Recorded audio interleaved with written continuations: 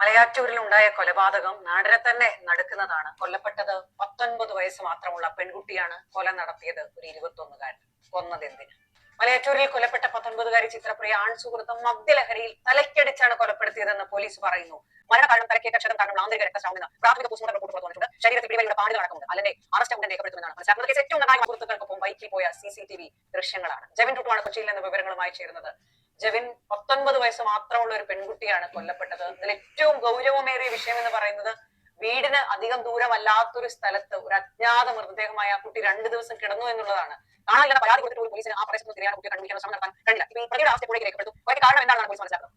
ഈ പറഞ്ഞതുപോലെ തന്നെ ഇതിനുള്ള കാരണം എന്ന് നിലവിൽ പോലീസ് അതിനെ ചോദ്യം ചെയ്തതിൽ പറയുന്നത് ഈ കുട്ടിക്ക് മറ്റൊരാളുമായി ബന്ധമുണ്ടെന്ന സംശയത്തിലാണ് തന്റെ ഈ അലൻ ഇങ്ങനെ ഒരു ക്രൂരകൃത്യം ചെയ്തത്, അതും മദ്യലഹരിയിൽ എന്നാണ്. പക്ഷേ അത് മാത്രമാണോ കാരണം എന്നത് ഇപ്പോഴും പൂർണ്ണമായി പറയാറായിട്ടില്ല. ഇങ്ങനെ ഒരു ബന്ധമുണ്ട് അല്ലെങ്കിൽ സംശയത്തിന്റെ ഈ വാർത്തയുടെ അടി വന്നിരിക്കുന്ന കുറച്ച് കമന്റുകൾ ഞാൻ വായിക്കാം. രാത്രി 1 മണി, മനുഷ്യവാസമില്ലാത്ത പറമ്പ്, വീട്ടിൽ കള്ളം പറഞ്ഞിറങ്ങുന്നു, ഒന്നിൽ കൂടുതൽ കാമുകന്മാർ, മദ്യപാനം, പുരോഗമനമുണ്ട്. ഓക്കെ, ഇത് പറഞ്ഞിരിക്കുന്ന അഭിമന്യു റോയ്. ഈ അഭിമന്യു റോയുടെ തന്നെ ഞാൻ ഒരെണ്ണം കണ്ടായിരുന്നല്ലോ. രാത്രി 1 മണിക്ക് മനുഷ്യവാസമില്ലാത്ത പറമ്പിൽ പുരോഗമനം ഉണ്ടാക്കാൻ പോകുമ്പോ ആലോചിക്കണം. അതായത് ഈ പെൺകുട്ടി രാത്രി 1 മണിക്ക് മനുഷ്യവാസമില്ലാത്ത പറമ്പിൽ പുരോഗമനം ഉണ്ടാക്കാൻ പോയി, അപ്പോൾ ആലോചിക്കണമായിരുന്നെന്ന്. എന്ന് വെച്ചാൽ അങ്ങനെ പോയാ നീ മരിച്ചതിൽ യാതൊരു കുഴപ്പമില്ല, അവൻ നിന്നെ കൊന്നതിൽ യാതൊരു കുഴപ്പമില്ല, നീ പോയില്ലേ, നീ പോയത് കൊണ്ടല്ലേ അവൻ നിന്നെ കൊന്നത് എന്നാണ് ആള് പറഞ്ഞത്.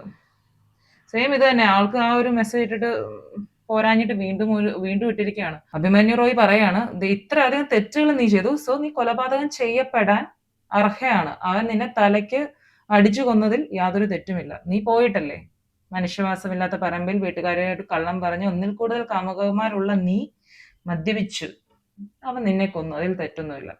അപ്പൊ ഇവിടെ അവള് പോയതാണ് ഇവിടുത്തെ തെറ്റ്. സോ അതിന്ന് അഭിമന്യു, അവൻ കൊന്നതൊരു തെറ്റല്ല, അവൻ കൊലപാതകം നടത്തിയത് ഒരു തെറ്റല്ല. മറ്റൊന്ന്, രാത്രി 1 മണിക്ക് എങ്ങനെയാ വീട്ടിൽ നിന്ന് ഇറങ്ങിയത്? ഞാനൊരു പുരുഷനാണ്, 32 വയസ്സ്, സിംഗിൾ. ഞാൻ ഇറങ്ങിയാൽ വീട്ടിൽ നിന്ന് വഴക്ക് പറയും. സിംഗിൾ, അവിടെ ദുഃഖമുണ്ട് ആൾക്ക്, സിംഗിൾ ആണ്. ഇപ്പം ഭാര്യ ഉണ്ടെങ്കിലോ വീട്ടിൽ നിന്ന് പുറത്തിറങ്ങാന്നാണോ? സിംഗിൾ ആയതുകൊണ്ട് അതെനിക്ക് മനസ്സിലായില്ല. സോറി ഫോർ ദാറ്റ്, എനിക്കൊന്നും ചെയ്യാനില്ല.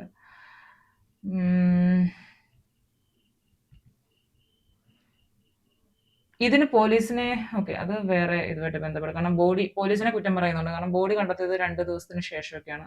അത് കുറ്റം പറയാം, തീർച്ചയായിട്ടും പറയാം. ഇപ്പോഴത്തെ ജനറേഷൻ ആര് പറഞ്ഞാലും കേൾക്കില്ല, അപ്പോൾ അപകടങ്ങളും ഉണ്ടാവും.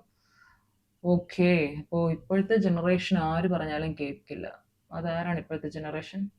ജെൻസിനെയാണ് ഉദ്ദേശിക്കുന്നത്, അതായത് ജനറേഷൻ ഇസഡ്. ഈ കുട്ടി 19 വയസ്സ്. പിന്നെ ബീറ്റ ഉണ്ട്, ആൽഫ ഉണ്ട്. അപ്പം ഇപ്പോഴത്തെ ജനറേഷൻ ആര് പറഞ്ഞാലും കേൾക്കില്ല, അപ്പോൾ അപകടങ്ങളും ഉണ്ടാവും. സോ ജനറേഷന്റെ ഒരു പ്രശ്നമാണോ ഇത്?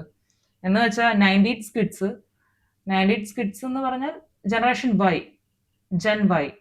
ഈ 90s കിഡ്സും 80s കിഡ്സും അതുപോലെ ബേബി ബൂമർ, അങ്ങനെ കുറെ ഉണ്ട്, ജനറേഷൻസ് ഉണ്ട്. ഇവരൊക്കെ അപ്പൊ എങ്ങനെയായിരുന്നു? അവരുടെ കാലത്തൊന്നും ഒരു കൊലപാതകങ്ങളും ഉണ്ടായിട്ടില്ല. ഇതിപ്പോ ഇപ്പോഴത്തെ ജനറേഷന്റെ കുഴപ്പമാണ്. പണ്ടത്തെ കാലത്ത് ജനറേഷൻ പുറത്തിറങ്ങാത്ത കൂറ്റാക്കൂറിട്ട് ഇരുട്ട് പ്രേതങ്ങൾ ഇറങ്ങി നടക്കുന്ന കാലം, ചാത്തൻ, മറുത, പിന്നെ കുറെ ഉണ്ടല്ലോ അങ്ങനത്തെയൊക്കെ, യക്ഷി, വടയക്ഷി, കള്ളിയങ്കാട്ട് നീലി, രക്തരക്ഷസ്, ഇങ്ങനെയൊക്കെയുള്ള സാധനങ്ങൾ ഇറങ്ങി നടന്നിരുന്ന ഒരു കാലം. ആ കാലഘട്ടത്തിൽ ഈ ബേബി ബൂമേഴ്സും 80s കിഡ്സും ഒക്കെ എങ്ങനെ ഇറങ്ങി നടക്കാനാ?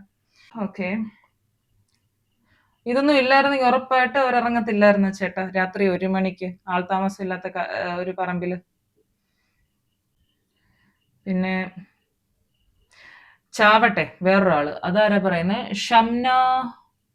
ഷംന ഹമീദ് പറയുന്നു, ചാവട്ടെ പിന്നല്ലാതെ. എത്ര വാർത്തകൾ കണ്ടാലും ഇവളുമാരക മനസ്സിലാവില്ല. ഇവളുമാർ എന്നാണ് ഉദ്ദേശിച്ചത്, മിസ്റ്റേക്ക് ആണ് ഗൂഗിൾ കീബോർഡിന്റെ. അതായത് ചാവട്ടെ, എത്ര വാർത്ത കണ്ടാലും ഇവളുമാര് നന്നാകില്ല.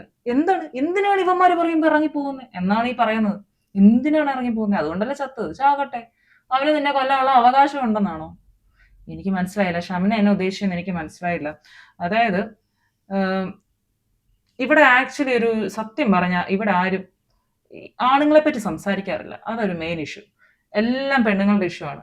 അതായത് പെണ്ണുങ്ങൾ ഇറങ്ങിപ്പോയി. അപ്പം മറ്റൊരു ചോദ്യം ഇപ്പുറത്തുണ്ട്. ആര് വിളിച്ചിട്ട്? ഇപ്പുറത്ത് വേറൊരു പെണ്ണല്ല, ഇപ്പുറത്തുള്ള ആണാണ്. ഈ രാത്രിയിൽ ഇവൻ എന്തിനാ വിളിക്കുന്നേ? ആ ഒരു ചോദ്യം ആരും ചോദിക്കുന്നില്ല.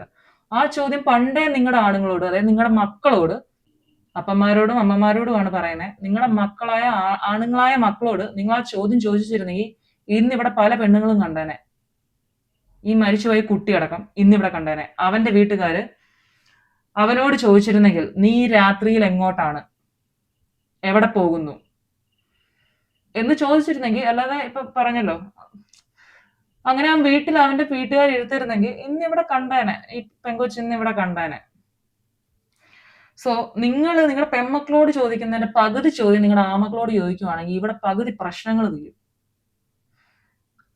ഒരു കൂട്ടം ആളുകൾ പറയുന്നു ഞങ്ങൾ ആണുങ്ങൾ പ്രൊട്ടക്ടേഴ്സ് ആണ്, സംരക്ഷിക്കുന്നവരാണ്. ആരിൽ നിന്ന് എന്നൊരു ചോദ്യം അങ്ങോട്ട് ചോദിച്ചിരുന്നെങ്കിൽ പല പ്രശ്നങ്ങളും ഇവിടെ തീർന്നേനെ. ആര്? ഇപ്പുറത്തെ ആണുങ്ങൾ തന്നെയാണ്. ആണുങ്ങൾ ഉപദ്രവിക്കാൻ വരുന്നു, ആണുങ്ങൾ രക്ഷിക്കാൻ വരുന്നു. ഇതെന്ത് വിരോധാഭാസമാണ്? ഞങ്ങൾ നിങ്ങളെ സംരക്ഷിക്കുന്നു. നിങ്ങൾ ആരിൽ നിന്ന് ഞങ്ങളെ സംരക്ഷിക്കുന്നു? ചോദിക്കൂ, തിരിച്ചു ചോദിക്കൂ. നിങ്ങൾ ജീവിച്ചു കഴിഞ്ഞു, പ്രായമായി, നിങ്ങളുടെ മക്കളെങ്കിലും നന്നായി ജീവിക്കട്ടെ. ചോദ്യങ്ങൾ ചോദിക്കൂ, എങ്കിൽ മാറ്റങ്ങൾ ഉണ്ടാവും. ഇവിടെ ചോദ്യങ്ങൾ ചോദിക്കാത്തത് കൊണ്ടാണ് മാറ്റങ്ങൾ ഉണ്ടാവാത്തത്. ചോദിക്കുന്ന നല്ലൊരു തലമുറയെ നിങ്ങൾ ഉണ്ടാക്കിയെടുക്കുക. ഈ സ്ത്രീകളോട് മാത്രം രാത്രി ആയാൽ ഇറങ്ങരുത് എന്ന് പറയാതെ നിങ്ങൾക്ക് പുറത്തിറങ്ങാൻ താല്പര്യമില്ല, നിങ്ങൾ ആണുങ്ങളോടും അത് പറ. യുവമാർ ഇറങ്ങുന്നതുകൊണ്ടല്ലേ സ്ത്രീകൾക്ക് ഇറങ്ങാൻ പറ്റാത്തത്? റോഡിൽ ആരാണ് പ്രശ്നവുമായിട്ട് കാത്തിരിക്കുന്നത്?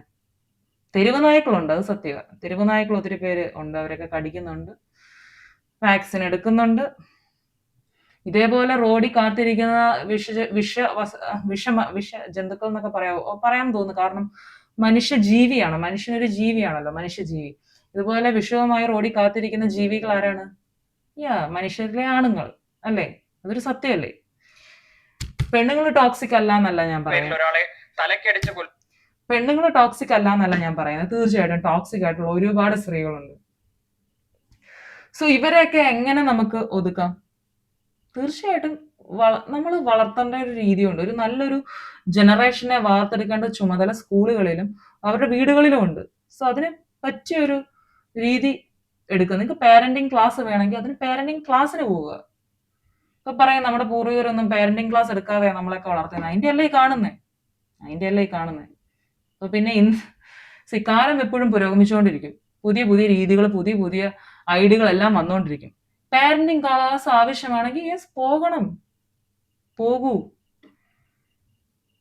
സൈക്യാട്രിസ്റ്റിനെ കാണാൻ പോകുന്നത് പണ്ടൊക്കെ ഒരു കുറച്ചിലായിട്ടാ കണ്ടേ.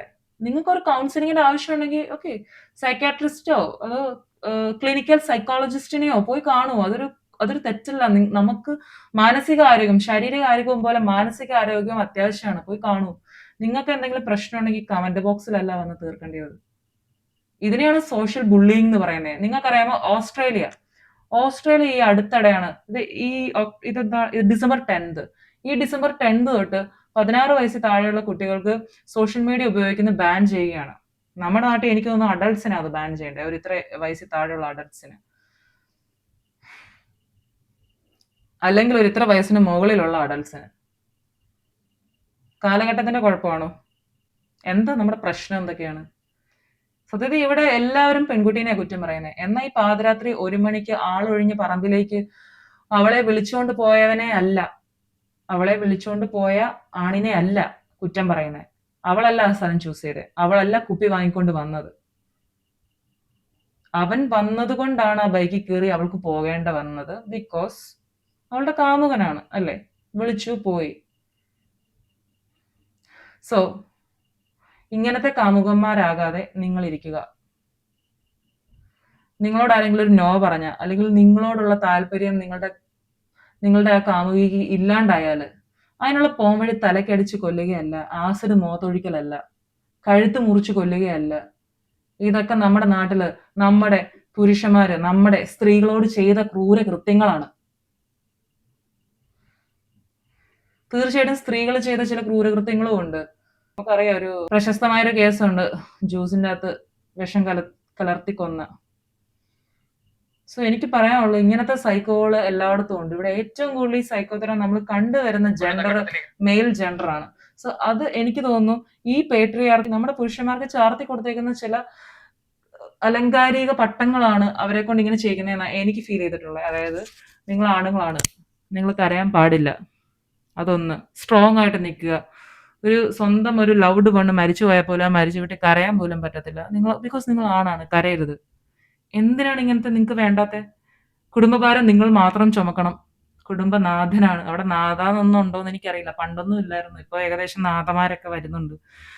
നിങ്ങൾ കുടുംബനാഥനാണ്, അതുകൊണ്ട് നിങ്ങളുടെ തലയിലാണ് സകല ഭാരവും. എന്തിന്? അവിടെ സ്ത്രീകളില്ലേ ഇന്നും? അതോ വിദ്യാഭ്യാസം കൊടുക്കാതെ അകത്തളങ്ങളിൽ ഇട്ടേക്കുവാണോ? നിങ്ങൾ ജോലിക്ക് വിടുക, വിദ്യാഭ്യാസം കൊടുത്ത് ജോലി ചെയ്യട്ടെ, എല്ലാവരും ജോലി ചെയ്യട്ടെ.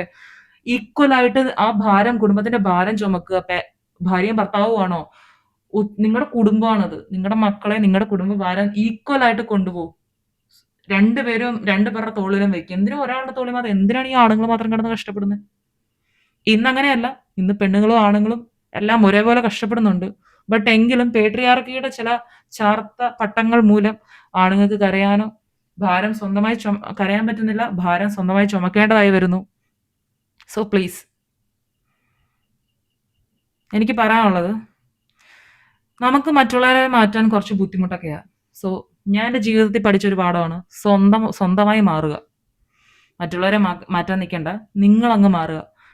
നിങ്ങൾക്ക് ഈ കമന്റ് ഇടേണ്ട എന്താവശ്യമുള്ള എന്തൊരു എന്ന് എനിക്കറിയില്ല. എന്തെങ്കിലും ഒരു മാനസിക നിർവൃതി കിട്ടുന്നുണ്ടെങ്കിൽ നിങ്ങളിലെ സൈക്കോനെ തിരിച്ചറിഞ്ഞൊരു കൗൺസിലിങ്ങിനെ അപ്രോച്ച് ചെയ്ത് സ്വയം തിരുത്തുക, സ്വയം മാറുക, സ്വയം നന്നാവുക. നിങ്ങളെ കണ്ട് നിങ്ങളുടെ ചുറ്റുമുള്ളവരും മാറും അല്ലെ? ചന്ദനം ചാരിയാൽ മാറിക്കോളും. നല്ലൊരു പേഴ്സണാലിറ്റീനെ മുമ്പിൽ കാണുമ്പോൾ ആൾക്കാർക്ക് മാതൃകയാക്കാൻ തോന്നുക തന്നെ ചെയ്യും. എന്തൊക്കെ കമന്റ് ആണ്, നിങ്ങളൊന്ന് വായിച്ചു നോക്കി കമന്റുകളൊക്കെ. ഇത് സൈക്കോകളാണ് ഈ കമന്റ് ബോക്സിൽ മുഴുവൻ. അവന് കിട്ടേണ്ടതൊക്കെ കിട്ടി, ആവശ്യം കഴിഞ്ഞു, മടുത്തപ്പോൾ കൊന്നു കളഞ്ഞു. സ്വയം വരുത്തി വെച്ചത് എന്നുവെച്ചാൽ അവള് പോയി, അതുകൊണ്ട് അവൻ കൊന്നു. ഇതിപ്പം അവൾ പോയത് കൊണ്ടല്ലേ അവൻ കൊന്നത് എന്ന് വരുമോ? അതായത് അവൾ രാത്രിയിൽ ഇറങ്ങി നടന്നത് കൊണ്ടല്ലേ ബലാത്സംഗം ചെയ്തത്? എന്താണ്, അവൾക്ക് എന്തെങ്കിലും ആവശ്യമുള്ളതുകൊണ്ടായിരിക്കും അവൾ രാത്രി ഇറങ്ങി നടന്നത്? അല്ലെങ്കിൽ ആരെങ്കിലും എന്നെ ബലാത്സംഗം ചെയ്യൂ, ആരെങ്കിലും എന്നെ കൊല്ലൂ എന്ന് പറഞ്ഞ് ഏതെങ്കിലും സ്ത്രീകൾ ഇറങ്ങി നടക്കൂ? ഇല്ല. ഒരു സ്ത്രീയെ പെട്ടെന്ന് കാണുമ്പോൾ ബലാത്സംഗം ചെയ്യാൻ തോന്നുന്നുണ്ടെങ്കിൽ, കൊലപാതകം ചെയ്യാൻ തോന്നുന്നെങ്കിൽ നിങ്ങൾക്ക് എന്തോ കാര്യമായ തകരാറും കുഴപ്പവും ഉണ്ട്. എന്തോ ഉണ്ട്. ഈ ഓപ്പോസിറ്റ് ജെൻഡറിനെ ആരും ഇന്നേരെ സംസാരിക്കാറില്ല. ഉള്ളി സ്ത്രീകളെ മാറ്റാറ് പറയുന്നത്. ഈ കൊണ്ടുപോകുന്ന ജെൻഡർ എന്ന ഓപ്പോസിറ്റ് ഈ പറയുന്ന ആണുങ്ങളാണെന്ന് ആരും സംസാരിക്കാറില്ല. സംസാരിക്കുക, അതൊക്കെ ഇനി തൊട്ട് സംസാരിച്ചു തുടങ്ങുക. സംസാരിക്കാതെ എങ്ങനെയാ പ്രശ്നങ്ങൾ തീരുന്നത്? കമോൺ.